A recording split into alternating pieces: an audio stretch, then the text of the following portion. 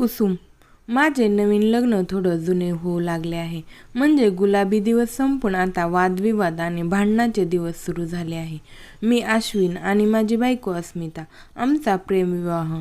अस्मिता तशी स्वभावाने छान आहे, गोड, निरागस, माझ्यावर प्रेम करणारी वगैरे वगैरे.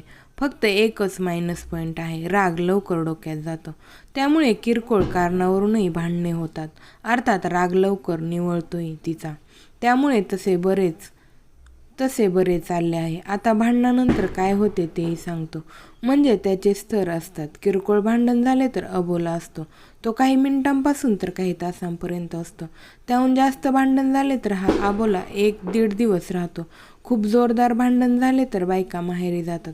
अर्थात ते इतके सहज नसते, कारण माहेर दूर असते. एसटी किंवा रेल्वेने जावे लागते. सोबत अर्थातच कोणी नसते. त्यामुळे अगदी नाईलाजान झाला तर बायका माहेरी जातात. आमच्याकडे प्रेमविवाह असल्याने अस्मिताचे माहेर गावातच, ॲक्टिवाने 10-12 मिनिटाच्या अंतरावर. त्यामुळे जोरदार भांडण झालं की ती तारातारा बॅग काढते, त्यात 2 कपडे टाकते आणि ॲक्टिवा घेऊन माहेरी निघून जाते. त्यावेळेस अडवले तरी ती ऐकत नाही. हा अनुभव असल्याने मी तिला जाऊ देतो. मग दुसऱ्याच दिवशी तिचा राग गेल्यावर तिला आठवते की आपल्या नवऱ्याला आपल्या हातचं जेवण आवडतं. त्याला चहाशिवाय काही येत नाही. त्याला भेंडीची भाजी आवडत नसताना काल आपण तीच करून आलोय. मग ती पश्चाताप होऊन मला सकाळी फोन करते. मग मीही तिला रात्री मी जेवलोच नाही, तू शेजारी नसल्याने झोपही नीट लागली नाही असे अगदी खोल आवाजात सांगतो आणि ती फोनवरच हुंदके देते आणि अर्ध्या तासात घरी पोचते. कधी तर दुसऱ्या दिवशी सकाळी फोन आलाच नाही तर मग दुपारी तिला फोन करतो आणि निरागस आवाजात विचारतो, आज रात्री तू तिथेच राहणार आहे ना? का रे? काही नाही, मी ते बी विंगमधले जाधव काका भेटले होते, कस्टममध्ये आहेत ते. त्यांना कळवलं तू माहेरी गेली ते. त्यांना कोणी सांगितलं? मीच सांगितलं. मी बाहेर निघालो नाश्त्याला तर त्यांनी विचारलं, आज बाहेर नाश्ता कशाला? म्हणून सांगितले. ते जाऊ दे. त्यांनी एक महागडी स्क्रॉच आणली आहे. ते म्हणाले, तुमच्याकडे कोणी नाही तर तुमच्याकडे बसू संध्याकाळी. तुला तर माहीत आहे मी घेत नाही, पण अगदीच त्यांनी आग्रह केला तर अगदी स्मॉल पेक घेईन म्हणतो. मोठ्या माणसांचा मान ठेवावा लागतो. बाकी सोडा बिडा ते आणणारच आहेत. फक्त पापडाचा डब्बा कुठे आहे ते सांग, तेवढे भाजून घेईन गॅसवर. इथे माझा आवाज निरागसतेची सीमा गाठतो. संध्याकाळी मी ऑफिसमधून घरी येतो तर अस्मिता घरी आलेली असते. अरे तू आलीस? आता जाधव काकांना नाही सांगावे लागेल. मी आश्चर्यचकित झाल्याचे दाखवलो. एकदा मात्र कहर झाला. आमचे भांडण झाले. 1-1.5 तास चालले. तिने माझे खानदान एवढे सुसंस्कृत असताना तूच एवढा नालायक कसा ते विचारले. मी तुझे वडील भाऊ एवढे शांत असताना तूच एवढी आगस्ताळी कशी हे विचारले. त्यानंतर तिने भली मोठी बॅग काढली. मी तिला परोपरीने समजावून सांगितलं की एवढी मोठी बॅग ॲक्टिवावर जाणार नाही, त्यापेक्षा 2 छोट्या बॅग कर आणि 2 फेऱ्या कर. तर तीही जास्तच भडकली. आजकाल भलाईचा जमानाच राहिला नाही. चांगला सल्ला द्यावा तर त्याची किंमत नाही. ती गेली. 1 दिवस, 2 दिवस, 3 दिवस, 5 दिवस उजाडल्यावर 5वा दिवस उजाडल्यावर तिचा फोन आला. तू काय लाज लज्जा शरम विकून खाल्ली का? 4 दिवस झाले बायको माहेरी आहे आणि तुला सदा फोनही करता येत नाही.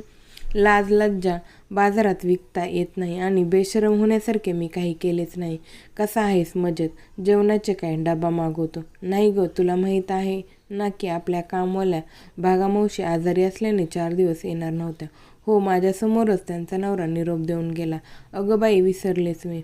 त्यांच्या बाजूलाच कुसुम राहते. भागामावशीने तिला आपल्याकडे कामाला पाठवले. ती आल्या म्हणाली, बाईसाहेब नाहीत का? मग जेवणाचे काय? मग म्हटलं डबा मागवणार. ती म्हणाली, डबा कशाला मागवता? मी करून देईल ना. 4 पोळ्या आणि 4 चमचे भाजी करायला काय लागते? तुम्ही फक्त भाजी घेऊन या, निवडण्याची नको. मग काय? मी पटकन चौकातून भाजी आणतो. ती पटापटा कणिक भिजवते. तोपर्यंत मी कुकर लावतो. स्वयंपाक झाला की गरमागरम जेवण करतो. तोपर्यंत ती भांडी घासते, कपडे धुते. मी ऑफिसला निघेपर्यंत तिचे काम झालेले असते. मग तिला पुढच्या चौकात सोडतो आणि मी ऑफिसला जातो. सोडता म्हणजे मोटरसायकलवर. पण भागामावशी तर आपल्या मागच्या बाजूला राहते आणि ही पुढच्या चौकात कशाला येते तुमच्याबरोबर? असेल तिची कामं काहीतरी, मला काय माहीत. पण चांगली आहे बिचारी, हाताला चव आहे तिच्या. मुलगीच आहे ना कुसुम? 24-25ची असेल, पण मुलीसारखीच अल्लड आहे. बरीच माहिती आहे तिच्याबद्दल. दिसायला कशी आहे? तशी काळी सावळीच आहे. नाक धरधरीत आहे. दात तर इतके छान आहेत ना की हसली की अगदी बघत राहावे वाटते. तिला दात काढायला काय झालं संतापचं. ती कशाला दात काढेल, मीच तिला काही गमती जमती सांगतो मग हसते बिचारी ती. आता आली का ती महामाया. महामाया काय म्हणते, चांगलं कुसुम नाव आहे तिचे. आज मला शनिवारची सुट्टी ना म्हणून उशिरा येणार आहे.